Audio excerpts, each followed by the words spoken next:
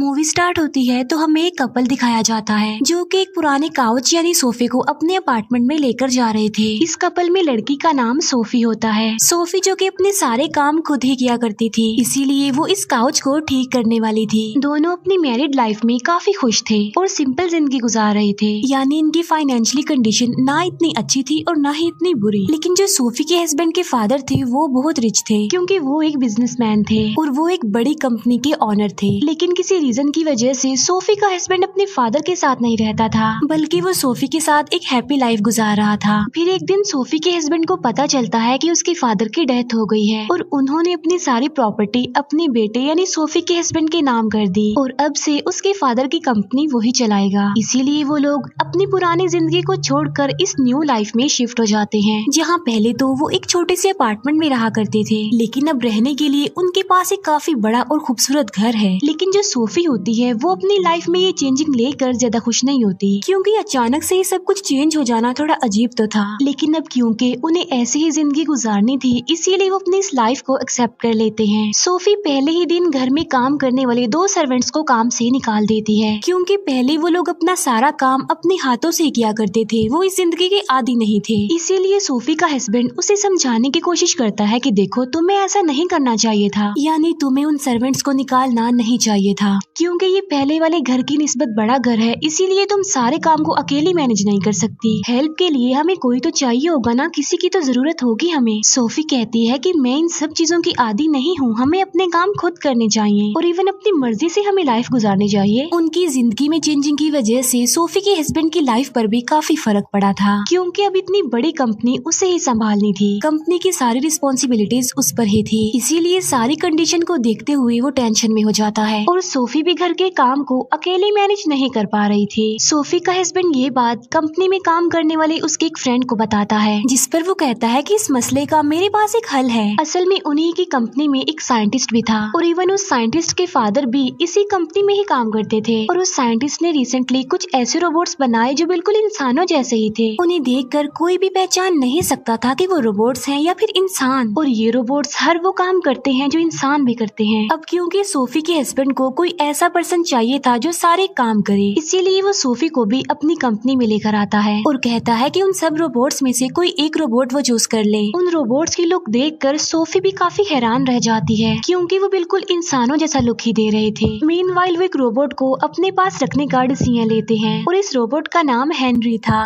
फिर वो साइंटिस्ट जिसने इन रोबोट्स को बनाया था वो सोफी और उसके हस्बैंड को यकीन दिलाता है कि ये रोबोट्स खतरनाक नहीं है और ना ही ये आपको कोई नुकसान देंगे, बल्कि ये काफी अच्छे और यूजफुल है। और इस बात को प्रूफ करने के लिए वो हेनरी यानी उस रोबोट से सोफी के हस्बैंड का जूता लिख करवाता है, यानी इसका मतलब ये है कि वो इंसान की हर अच्छी बुरी बात मानेंगे। अब वैसे तो ये हैरत वाली बात है, लेकिन फिर भी वो हेनरी को घर ले आते हैं। हेनरी जो कि अपने काम में अच्छी परफॉर्मेंस दिखा रहा था और वो अकेला ही घर का सारा काम करता था, जिससे उन लोगों की काफी हेल्प हो जाती थी। और इवन जब सोफी का हस्बैंड उस रोबोट यानी हेनरी से बात करता था तो वो उसका बहुत अच्छे से जवाब देता था, इसीलिए वो सोफी के हस्बैंड को काफी अच्छा लगता था, क्योंकि उनके लिए हेनरी परफेक्ट था, किसी इंसान से कम नहीं था। और फिर सोफी का हस्बैंड अपने दिल की सारी बातें हेनरी से शेयर करता था। दूसरी तरफ सोफी को भी पहले पहले हेनरी अजीब ही लगता था, लेकिन फिर टाइम के साथ साथ वो उसे भी अच्छा लगने लग गया। वो हेनरी के साथ टाइम गुजारती थी, अपनी फेवरेट बुक्स उसके साथ पढ़ती थी। हेनरी भी उनके साथ काफी खुश था, काफी घुल मिल गया था उनके साथ। असल में उसे ऐसे सेटअप किया था कि अगर उसके ऑनर खुश होंगे तो वो भी खुश होगा, और उसको बनाने का मकसद यही था कि वो अपने ऑनर्स को खुश रखे, उनका सारा काम करे और उनकी हर बात माने। अब जहाँ पहले सोफी और उसका हस्बैंड अपनी लाइफ में डिस्टर्ब थे, अब उनकी लाइफ भी नॉर्मल हो गई थी। फिर एक दिन सोफी हेनरी से प्यार, इंसानी फीलिंग्स और इंसानी इमोशन जैसी बातें पूछती है,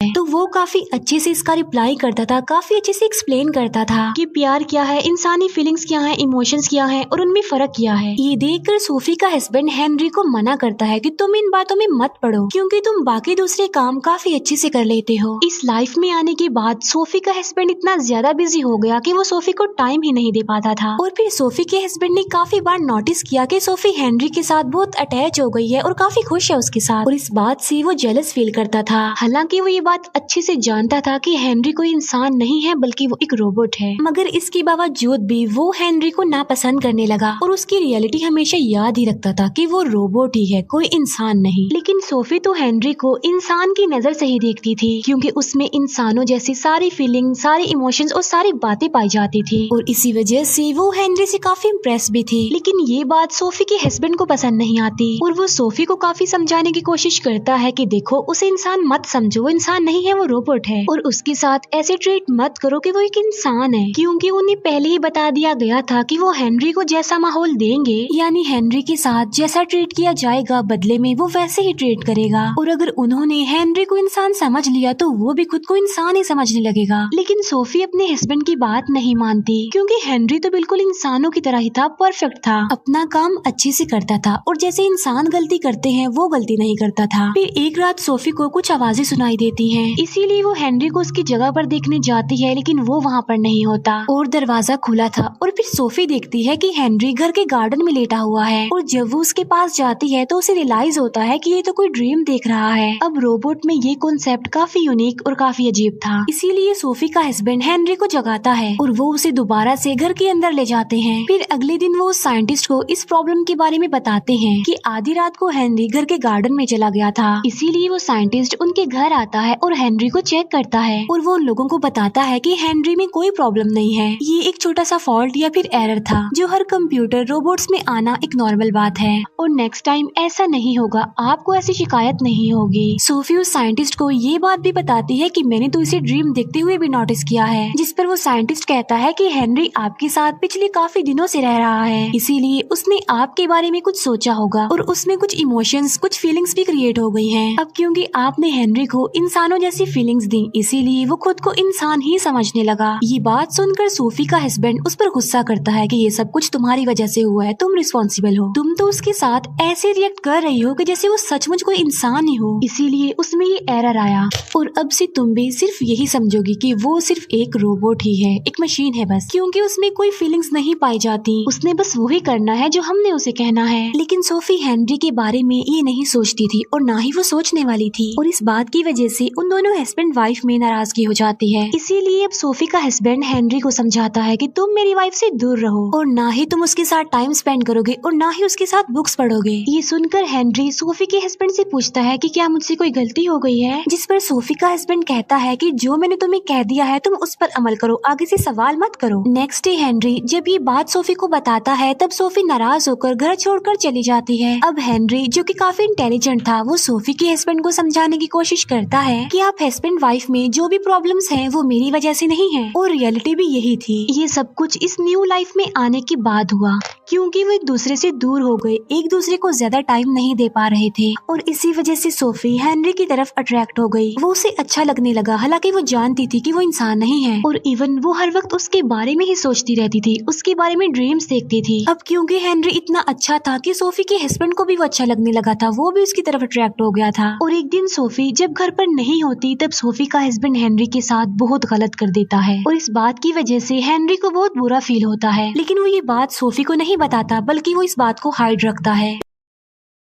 फिर एक दिन सोफी का हस्बैंड उससे माफी मांगता है अपने बिहेव पर और कहता है कि प्लीज जल्दी से घर वापस आ जाओ, लेकिन सोफी को तो अब हेनरी अच्छा लगने लग गया था। फिर एक दिन जब सोफी और हेनरी एक दूसरे के साथ होते हैं तो हेनरी इंसानों जैसी फीलिंग्स पाकर सोफी को कह देता है कि मैं तुमसे प्यार करता हूँ। ये बात सुनकर सोफी काफी हैरान रह जाती है और काफी डर भी जाती है, क्योंकि वो पूरी तरह इंसानों की तरह ही ट्रीट करने लग गया था। सोफी इस बात से इतना ज्यादा डर जाती है कि वो हेनरी को कहती है कि तुम वापस चले जाओ जहाँ से तुम आए हो। ये बात सोफी अपने हस्बैंड के साथ भी शेयर करती है कि हेनरी ने मुझे कहा है कि वो मुझसे प्यार करता है। ये बात सुनकर सोफी के हस्बैंड को बहुत ज्यादा गुस्सा आता है, इसीलिए वो हेनरी को जगाकर उसे जोर से स्लैप करता है और वो हेनरी को ऑफ कर देता है। फिर वो उस साइंटिस्ट को कॉल करता है कि अपने इस रोबोट को ले जाओ, हमें इसकी जरूरत नहीं है, इसने हमारी लाइफ को डिस्ट्रॉय कर दिया है। लेकिन हेनरी तो अब पूरी तरह बदल चुका था और उसे ये बात भी पता चल गई थी कि ये लोग बहुत जल्द उसे डिस्ट्रॉय करने वाले हैं। इसीलिए वो सोफी को काफी रिक्वेस्ट करता है कि प्लीज मुझे यहाँ से मत भेजिए, मुझे यहाँ रहना काफी अच्छा लग रहा है, प्लीज मुझे डिस्ट्रॉय मत कीजिए। मैं मानता हूँ मैंने गलती की है, मैंने गलत कहा है आपको, मैं शर्मिंदा हूँ उसके लिए। पता नहीं उसमें कब इंसानी फीलिंग्स आ गई और उसे सोफी अच्छी लगने लगी। और साथ साथ वो सोफी को उसके हस्बैंड के बारे में भी बताता है कि उसने मेरे साथ बहुत गलत किया है। ये बात सुनकर सोफी को बहुत ज्यादा बुरा लगता है। फिर वो दोनों हस्बैंड वाइफ इस बात को एक्सेप्ट करते हैं कि वो दोनों ही हेनरी की तरफ अट्रैक्ट हो गए थे और उन्हें इस बात का पछतावा भी है और वो बहुत जल्द इस रोबोट यानी हेनरी से जान छुड़वा लेंगे और इसके बाद फिर वो एक अच्छी नॉर्मल लाइफ गुजारेंगे। फिर वो साइंटिस्ट हेनरी को लेने आ जाता है, लेकिन अब हेनरी बात को इस तरह से फॉलो नहीं कर रहा था जैसे वो पहले किया करता था और वो उस साइंटिस्ट को ही बुरा भला कहता है कि ये एक झूठा इंसान है। और यहाँ पर बहुत बड़ा राज रिवील होता है। अब शुरू से ही हमने देखा कि हेनरी कहीं से भी रोबोट नहीं लगता था, वो बिल्कुल इंसान ही लगता था। वो इसलिए क्योंकि सच में वो कोई रोबोट नहीं था बल्कि वो इंसान ही था। असल में सारा किया धरा उस साइंटिस्ट का था, क्योंकि वो खुद को रोबोट्स का मेकर मानता है और ये चीज उस साइंटिस्ट के फादर ने शुरू की थी। उसने इंसानों को परफेक्ट बनाने का एक्सपेरिमेंट किया था ताकि वो इंसानों को परफेक्ट बना सके और वो उन्हें ऐसे डिजाइन कर सके कि ना तो वो कोई गलती करे और वो अपने कीपर की सारी बात माने। और ये एक्सपेरिमेंट कोई रोबोट्स पर नहीं किया जा रहा था बल्कि चलते फिरते जिंदा इंसानों पर किया जा रहा था। उनका ब्रेन वॉश करके उन्हें अच्छी और काफी चीजें सिखाई और उन्हें एक परफेक्ट इंसान बनाने की कोशिश करता, जैसा उसने हेनरी के साथ किया। और जब हेनरी छोटा था उसने तब से ही हेनरी का ब्रेन वॉश करना शुरू कर दिया और उसे शुरू से यही सिखाया कि वो कोई इंसान नहीं है, वो रोबोट है। लेकिन क्या ये कोई आसान बात है किसी भी इंसान को बदल देना? इसीलिए जब वो सोफी और उसके हस्बैंड के साथ रहने लगा तो उसकी इंसानी फीलिंग्स बाहर आने लगी, लाइक उसका ड्रीम देखना, सोफी के लिए प्यार को फील करना एक्सेट्रा। और इसी वजह से वो दोनों हस्बैंड वाइफ हेनरी की तरफ अट्रैक्ट होने लगे क्योंकि सच में वो इंसान ही तो था। इस बात की पता चलते ही पुलिस कंपनी के सारे लोगों को ले जाती है, उन लोगों को जिन्हें रोबोट समझा जा रहा था। अपने एक्सपेरिमेंट को डिस्ट्रॉय होता देखकर उस साइंटिस्ट का दिमाग खराब हो जाता है, पागल हो जाता है वो, और इसीलिए जो पुलिस ऑफिसर्स उसे पकड़ने आ रहे थे वो उन्हें ही मार डालता है। बाद में वो सोफी और उसके हस्बैंड को भी मारने की कोशिश करता है, लेकिन यहाँ पर हेनरी उन दोनों हस्बैंड वाइफ को प्रोटेक्ट कर लेता है और वो उस साइंटिस्ट को ही मार डालता है। तो हेनरी बहुत ज्यादा दुखी हो जाता है और इसीलिए वो सुसाइड कर लेता है। और अब वो सच में सोफी और उसके हस्बैंड की जिंदगी से हमेशा के लिए चला गया। फिर हमें कुछ सालों बाद का सीन दिखाया जाता है जहाँ पर सोफी और उसके हस्बैंड का अब एक बेटा है और उन्होंने उस बच्चे का नाम हेनरी ही रखा है क्योंकि वो हेनरी को भूले नहीं थे बल्कि हेनरी उनके लिए हमेशा के लिए एक याद बनकर रह गया और इसीलिए वो हेनरी को अपने साथ रखना चाहते थे। इसीलिए उन्होंने अपने बेटे का नाम ही हेनरी रख दिया और यहीं पर ये मूवी खत्म हो जाती है। Thank you for watching.